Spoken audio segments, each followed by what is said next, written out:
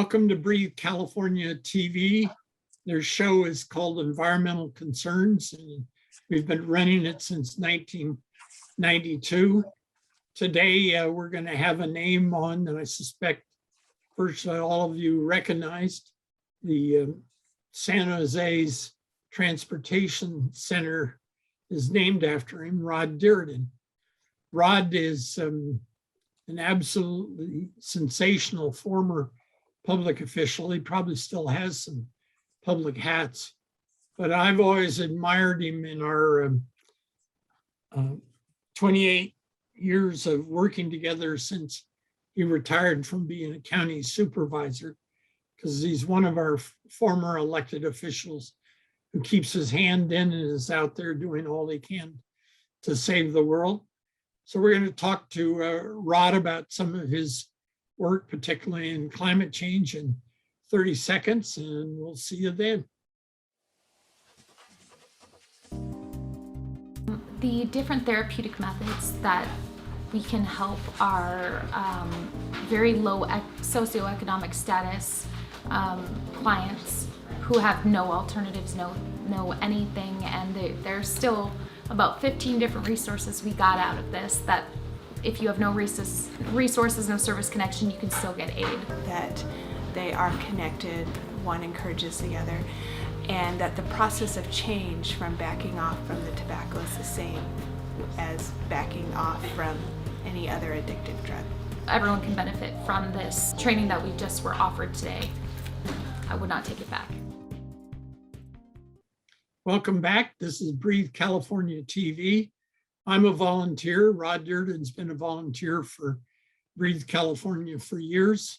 If you can help us out serving 100,000 people a year with breathing difficulties, we'd love to have you join us. Just call their office on Park Avenue in Willow Glen, 408-998-5865. So everybody's getting a chance to see your beautiful mustache, Rod. Thank you for joining us, and beard. So talk a little bit about what you're doing, particularly today. My recollection is your work with San Jose's Rotary Club, which I think may be the most sensational one in the country, both in terms of its size and range of people actively concerned about their community. But my last recollection with you was you've gotten 80 other Rotary clubs to join in to take steps about climate change. Tell us what that's all about. Well, Terry, before I begin that, I'd like to turn this around a little bit and let the people listening know that you're one of the most profound environmental leaders that this region has ever known, all the way from being a judge for the Bay Area Air Quality Management District for many years to having taught the environment to generations of young students coming out of college, to all of your work in the law and serving as the secretary in that area under Jerry Brown and his original administration. So the public is very, very lucky to have you doing this and having done it for so many years. And I'm honored to be associated with you and to be on the call today. In regard to my activities now, I'm 83 and I retired 3 years ago, and I'm very pleased to have enough health and enough determination to be able to focus my life now on combating climate change. I became convinced after working for 50 years in the field of transportation that the real existential threat to the world in the next 50 to 100 years, 50 years, no more than 50 years, is climate change. And if we don't handle that technically, according to the United Nations, in the next 10 years, then we'll be beyond the point of no return, and our children and their children are not going to have a life. So I'm focusing every bit of energy and what I have left on this earth to fighting for fighting climate change and encouraging the public to do the things necessary to combat climate change. I just to dramatize that a little bit, Secretary General of the United Nations, Secretary Guterres, came out in 2018 and again earlier this year saying that the International Panel on Climate Change has come forward with a Nobel Prize winning report indicating, and by the way, 70 Nobel laureates were on this committee and came forward with this very factual bit of information indicating that we had 12 years in 2018, less than 10 years now, to make the changes to the way we operate on Earth. Otherwise, it would be too late. And there would be a wind down of the period of time for mammals on Earth, and it would become the 6th mass extinction. Well, we're into that 10-year period of time now, and we haven't made the changes. We lost a lot of time when we pulled out of the Paris Accords.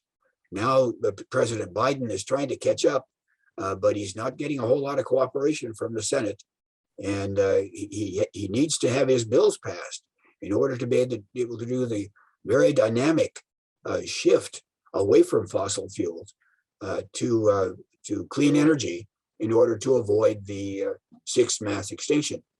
Now, that information is it's so overwhelming that sometimes even I, who worked with it for a while, say, oh my goodness, this can't be true. But it is. It's material that has come out of the best science in the world. It's agreed to by over 99%, all but the scientists that are working for the oil companies.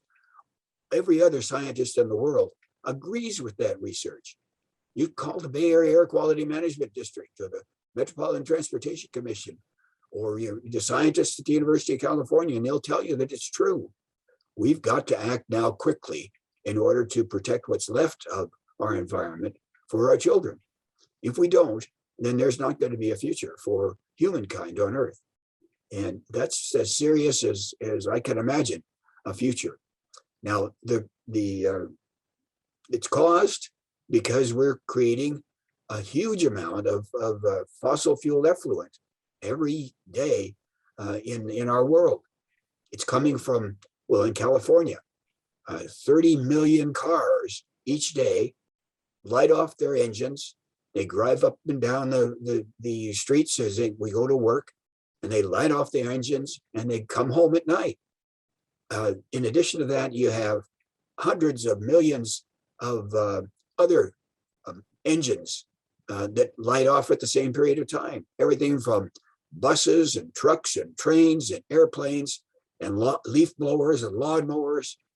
By the way, leaf blowers create more pollution than a car creates. And They have no controls on them. Yeah, and we've got to control it. So that's what's causing climate change. No question about it. When that happens every morning and every evening, we are just cooking the planet. And it doesn't. You can say it's being caused by cows over in the Central Valley that are burping or whatever they're doing, or it's being caused because we don't eat the right kind of food. Well, that's contributing a little tiny bit to it, compared to it. But over 60% of the problem in California is coming from automobiles and petroleum-powered energy.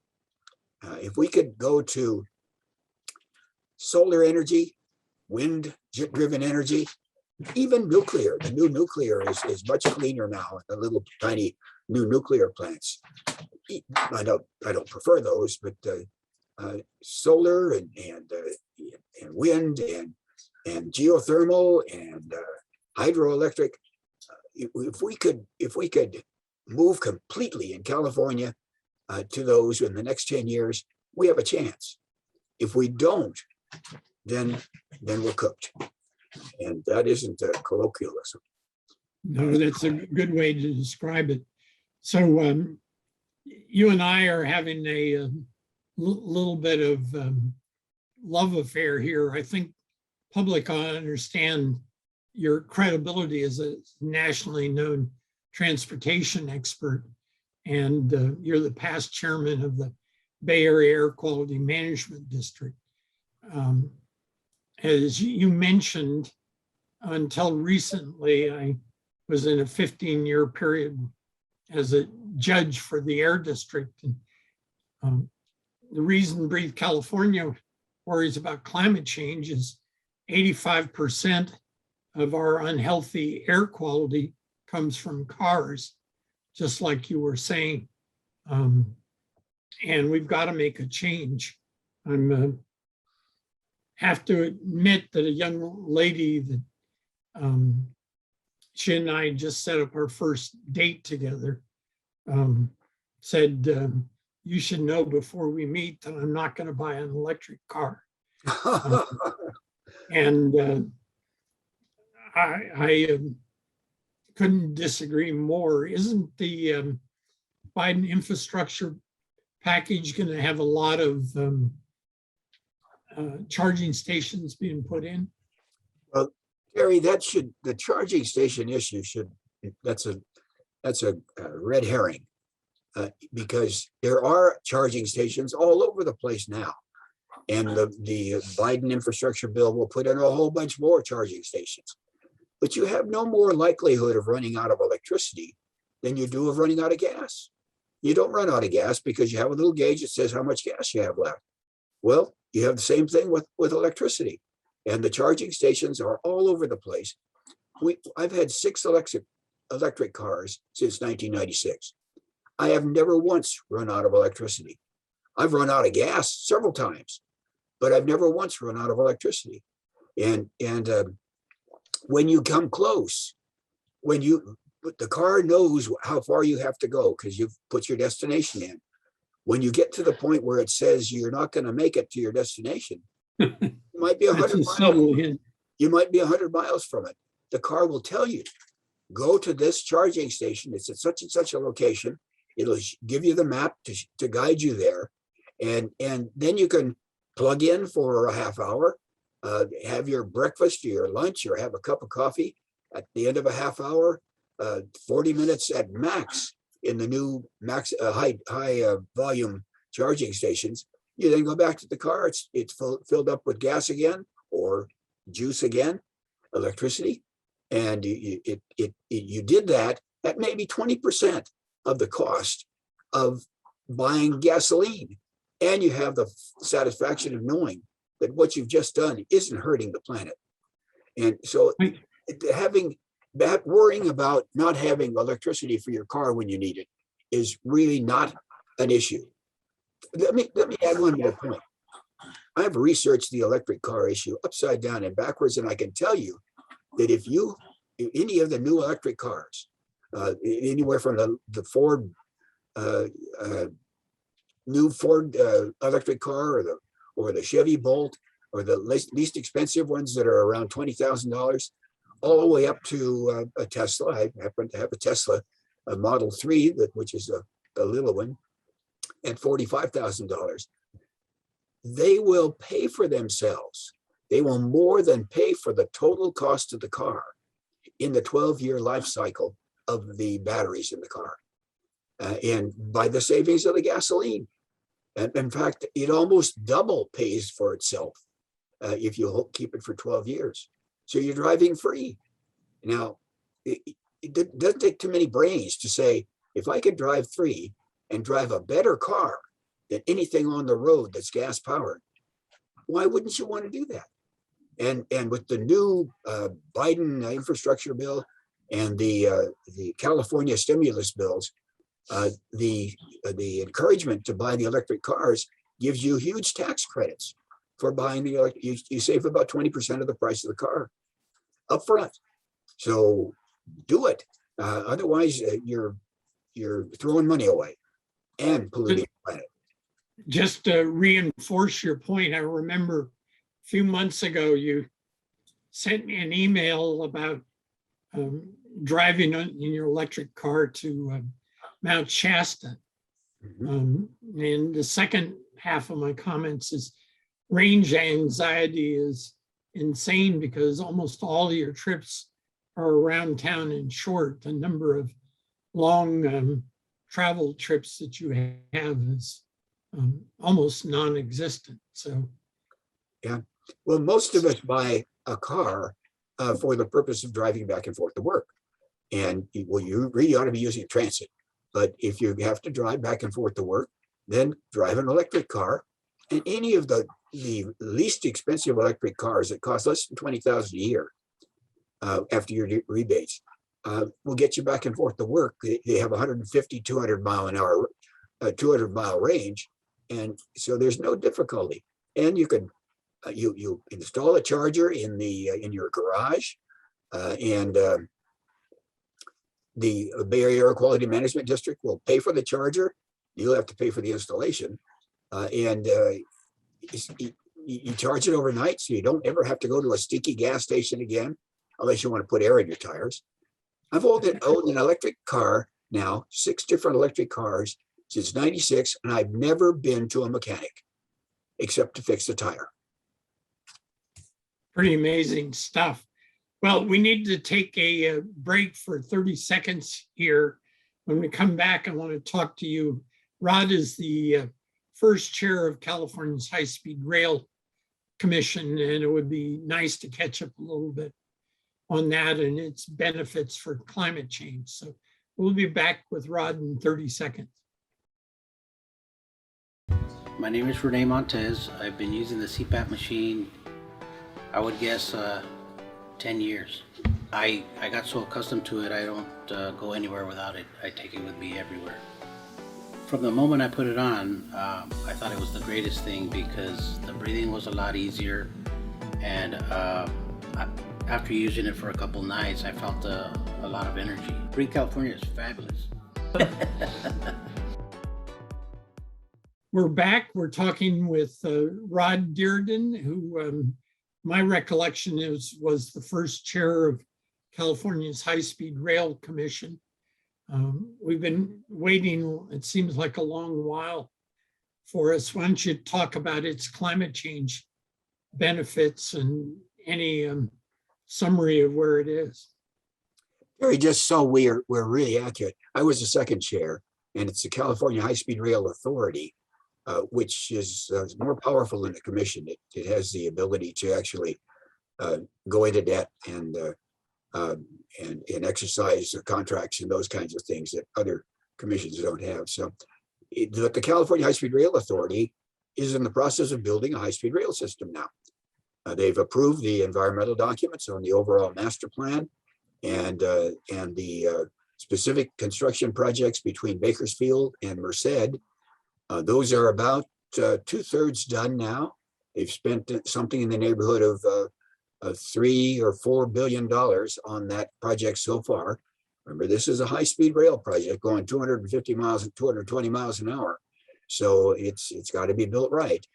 And it's not the most expensive in the world by any means. It isn't even a third as expensive as the high-speed rail projects in England.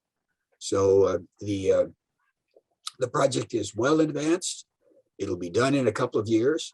And then the next extension will be from just south of Merced at a place called Chowchilla. There will be a Y.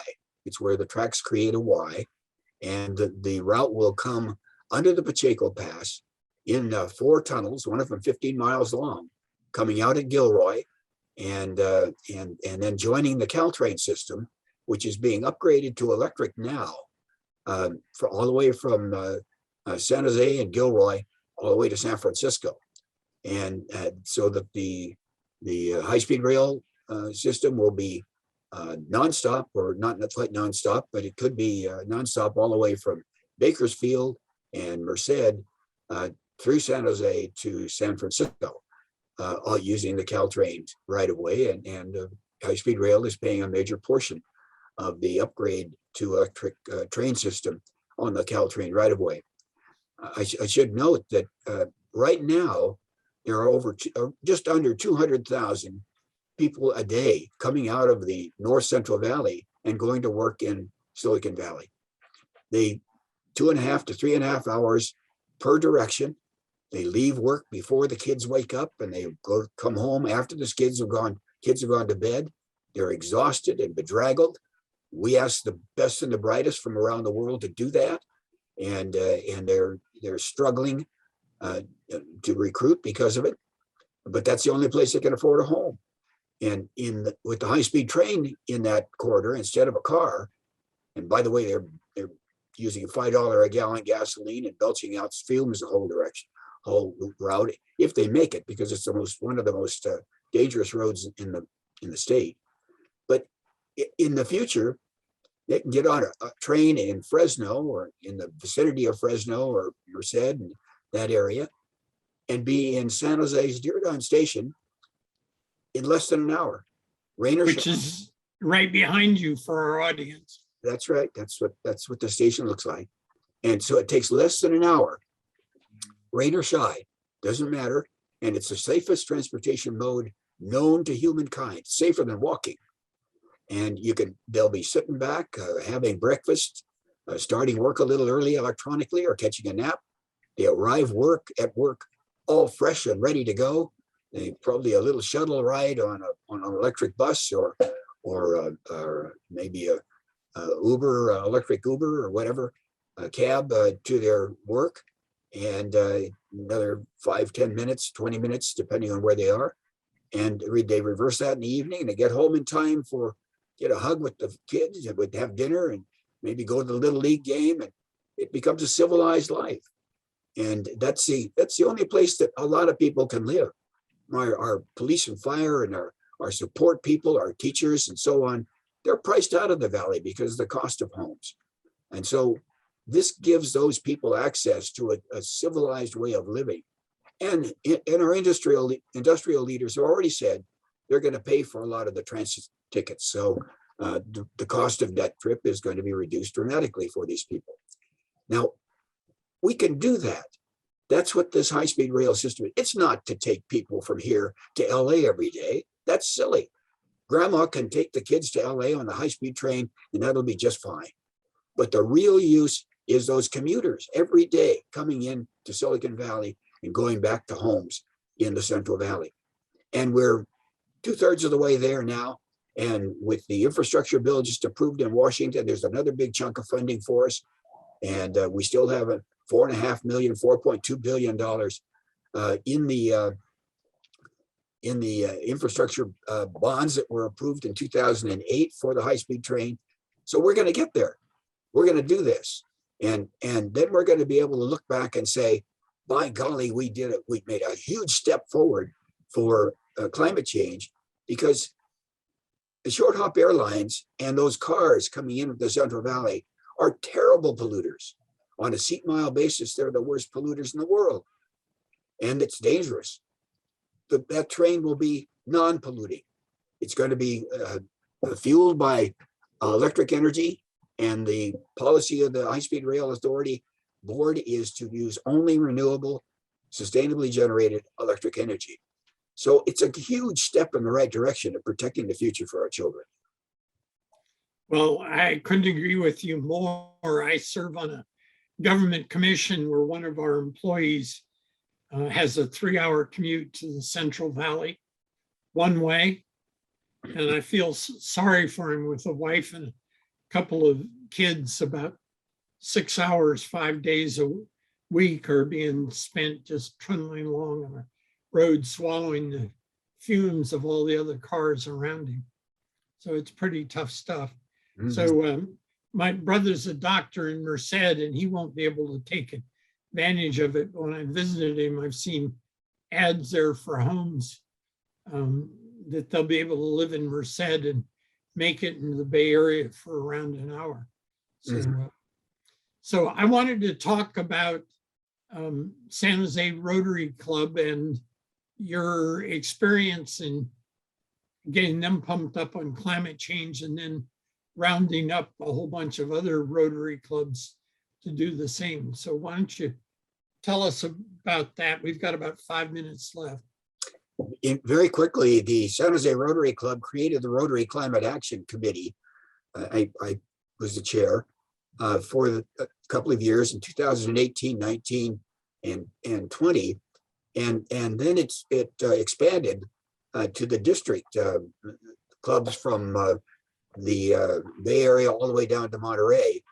And it now is expanded all the way from that area to El Paso, Texas, and Boise, Idaho, and Tacoma, Washington, and so on, to the point where we have 60, 70 different Rotary clubs who have joined the Rotary Action Council, Rotary Climate Action Council, under the Environmental Sustainability Rotary Action Group, which is a part of the Rotary International Organization.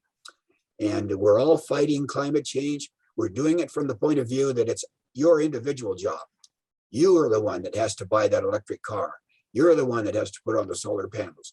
You're the one that has to fight for converting your electricity generating plant from coal or petroleum based to instead have it solar and wind electric generation plant.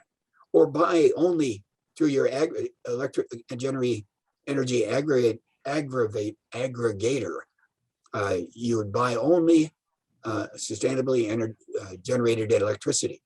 And you could do that now in California so that you don't put any money into a petroleum based energy generation program. And that's happening. And the San Jose Rotary Club has attracted all sorts of youngsters to membership recently because of it. And two of those have run for the city council. Matt Mahan and Dave Cohen came into the Rotary to be members of that club and to be members of the Rotary Climate Action effort. And then they ran for city council and they were elected. So by golly, it's working. And we're reaching out and trying to expand that to all the different other home and school clubs and different activities in the valley and in the state to encourage the shift quickly to sustainable electricity. Because remember, the United Nations says we really only have 10 years left. Maybe not that much. Otherwise, there's not going to be a future for our kids. So we have excellent energy partnerships have been set up in Santa Clara County. A number of them have proposed banning natural gas connections. Have your Rotary Club been involved in any of those? Well, we can't advocate because we're a 501c3, a nonprofit organization. So we can't advocate for specific laws or ballot measures or politicians. So all we can do is talk about what's good for us individually and what's good for society generally. And that's what I hope I'm doing today for you.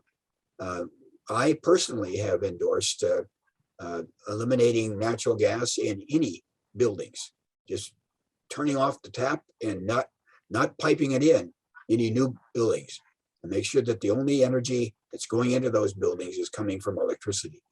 And that will eventually help us.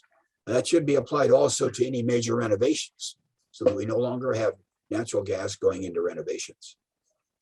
So just to emphasize it again, when you're burning natural gas, you are creating CO2.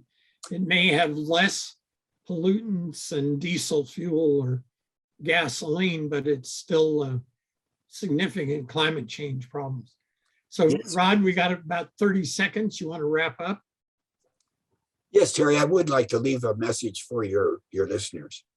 The 10 years from now, or 5 years, whenever the point of no return reaches us, my little grandbabies are going to be young adults, and they're going to come to me and they're going to say, Papa, when we had a chance to fight climate change, did you do all you could do? And I'm going to look them in the eye and I'm going to say, yes, I did. And I hope we were successful. Good man. Thank you very much, Rod. We appreciate it. We hope we can have something as exciting next week. See you then.